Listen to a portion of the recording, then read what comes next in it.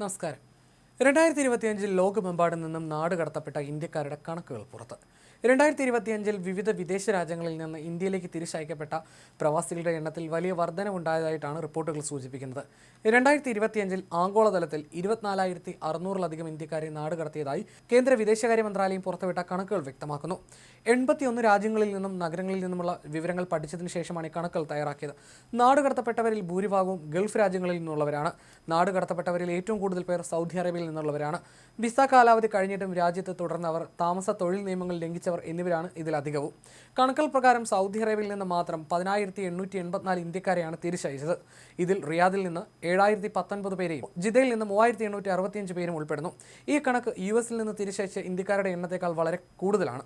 Donald ട്രംപിന്റെ ഭരണത്തിന് കീഴിൽ കുടിയേറ്റക്കാർക്കെതിരായ നടപടികൾ ശക്തമാക്കിയ US-ൽ നിന്ന് 3,812 ഇന്ത്യക്കാരെയാണ് ആകെ നാടുകടത്തിയത്. അതേസമയം UAE-യിൽ നിന്ന് 1,469 പേരെ നാടുകടത്തി. ഇത് കഴിഞ്ഞ 5 വർഷത്തിനിടയിലെ ഏറ്റവും ഉയർന്ന കണക്കാണ്.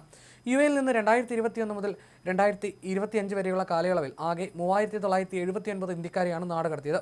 2024-ൽ 899 പേരെയും 2023-ൽ 666 പേരെയും 2022-ൽ 587 പേരെയും 2021-ൽ 388 പേരെയുമാണ് ഇവിടെ നിന്ന് തിരിച്ചയച്ചിരുന്നത്.